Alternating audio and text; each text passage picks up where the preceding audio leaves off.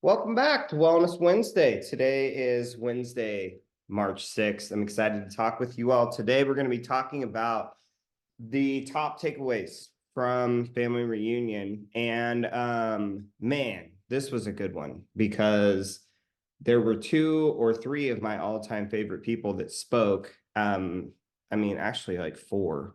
So Tony Robbins, Mel Robbins, Rory Vaden, Phil Jones, Cody Sanchez. I mean, it was like a star-studded event. It was so awesome. And today I wanted to actually start with some questions that Tony Robbins mentioned in his presentation. And so I want you to kind of think about this question as almost like you're filling out like a chart or a graph, and you're going to sit back and just look at it for a second to see what it reveals about you and your thinking and your life. Okay, so there's three different questions. Now, the first one is, do you focus more? Do you focus more on what you have or what you don't have? Do you focus more on what you have or what you don't have? So just take a second and either write down have or don't have. The second one, do you focus more on what you can or cannot control? Do you focus more on what you can or cannot control? And then lastly, do you focus more in the past, the present, or the future?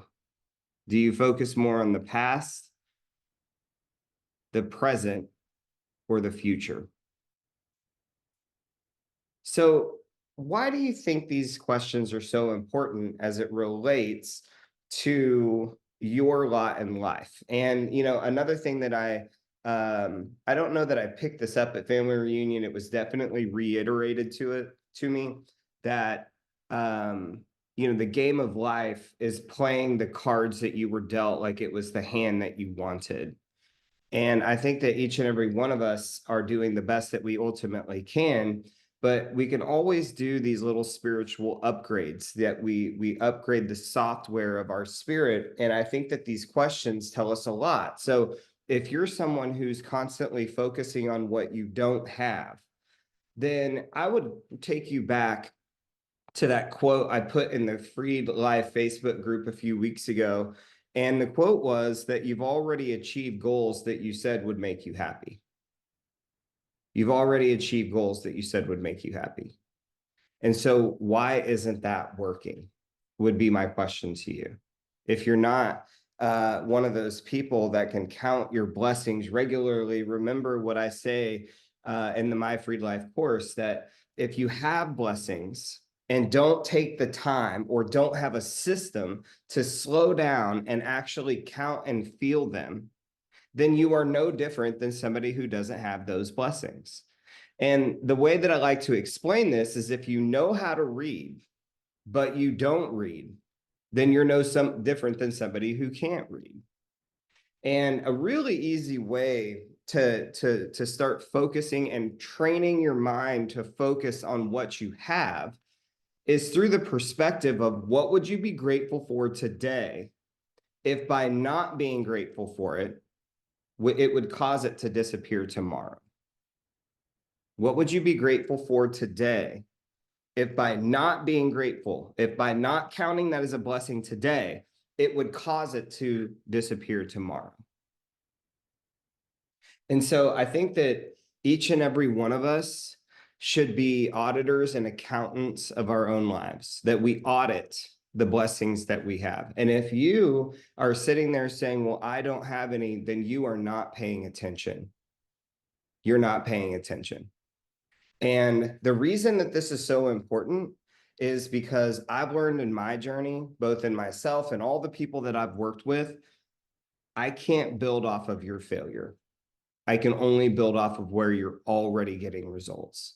And where you are already getting results are in the blessings that you already possess. But I've mentioned this to you all before too. God, the universe, whatever you call it, we all came from the same place.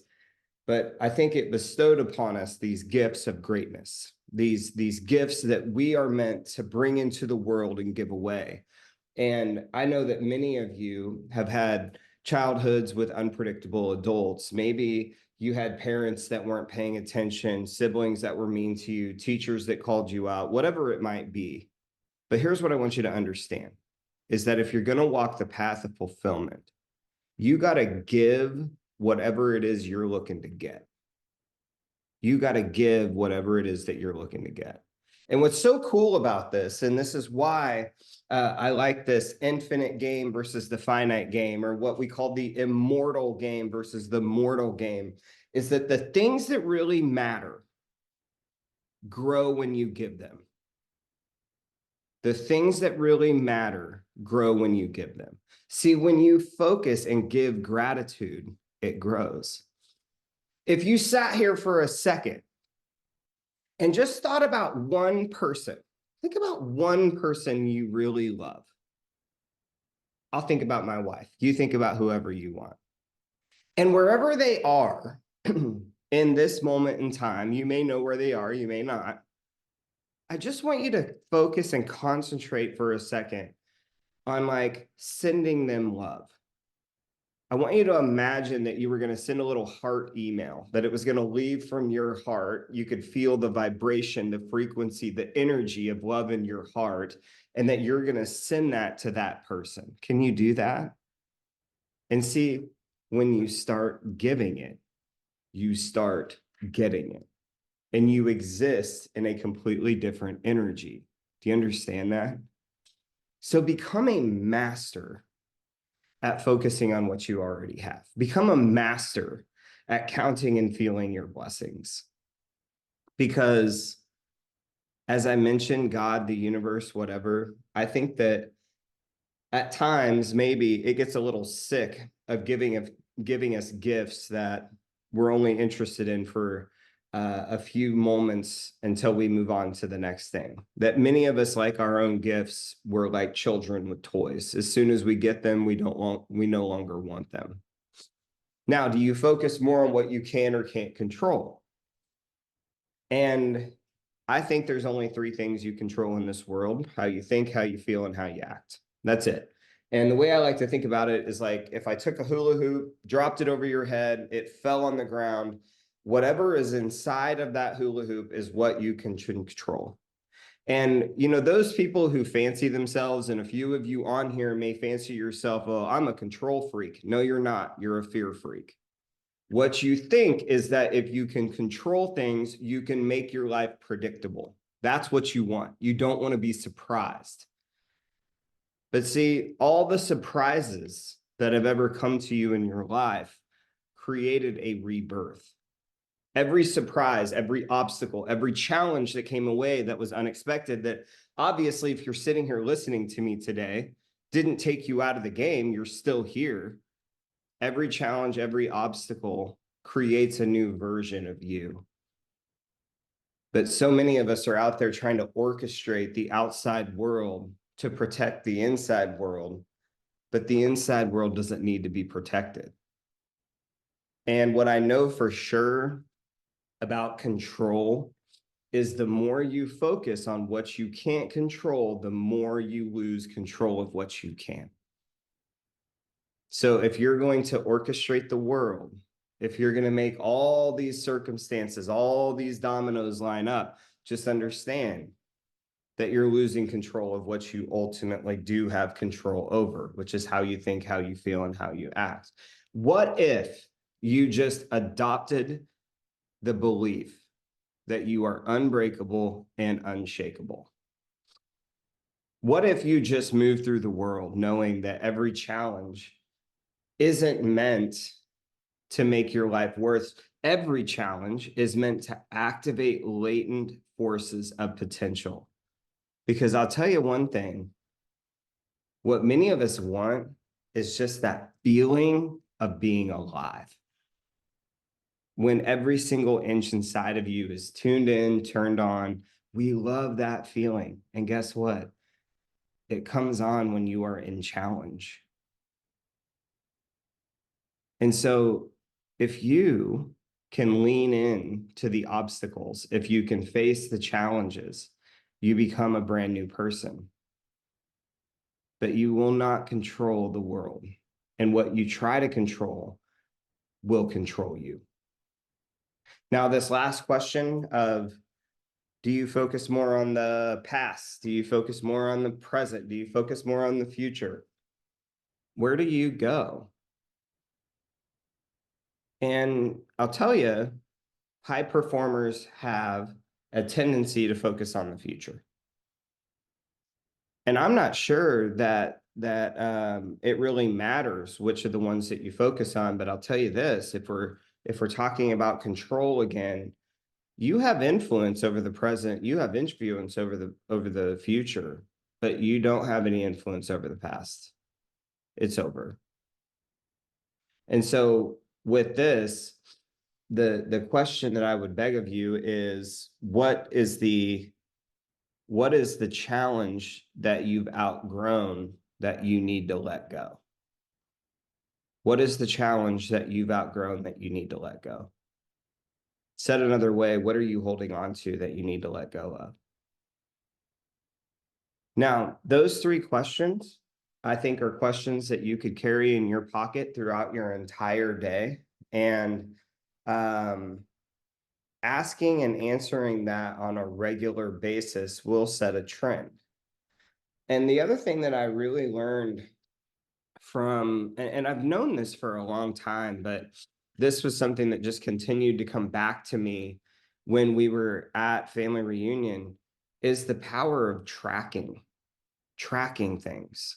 Now, we do this in our businesses, right? We're experts at tracking metrics, whether that's financial metrics, productivity metrics, KPIs, whatever you want to call them.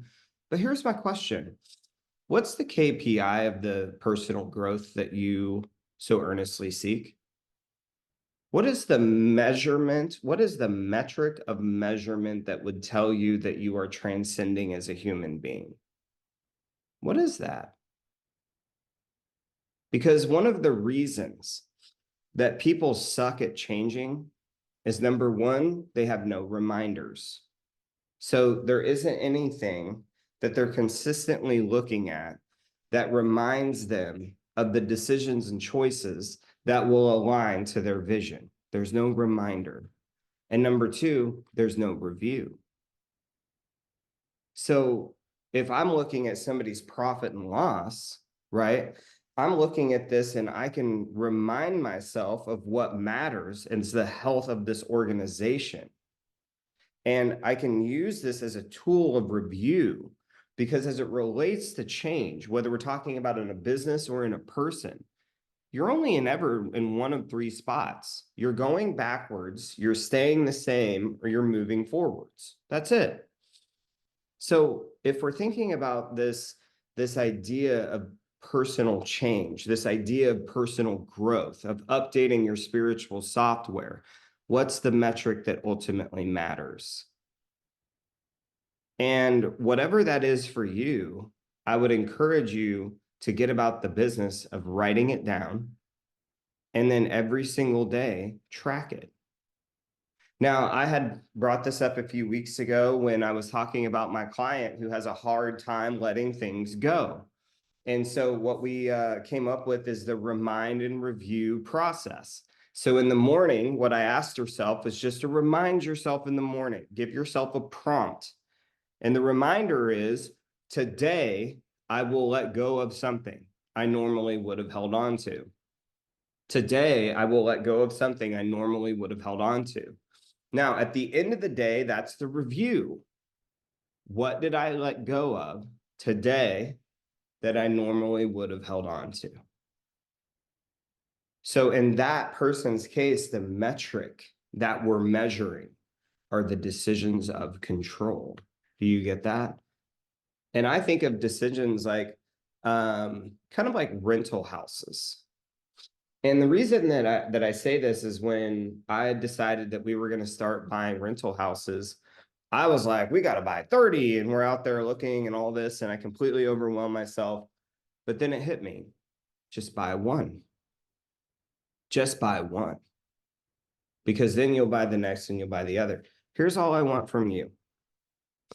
Just make one different decision. Just one. And it follows a language pattern. Listen, the problem's always in your language. Some of you will get that. Others of you should write it down and let that mull around like a shoe in the dryer of your head. The problem is always in the language. But the language pattern of I wanted to X, but instead I Y'd creates evidence of change. I wanted to lay in bed, but instead I got up and went for a walk. Instead, I got up and I went to do yoga. See, that is a different decision. And so what is the system? What is the metric, right? How do we create a reminder around this? Because most of you are so much more capable than you give yourself credit for.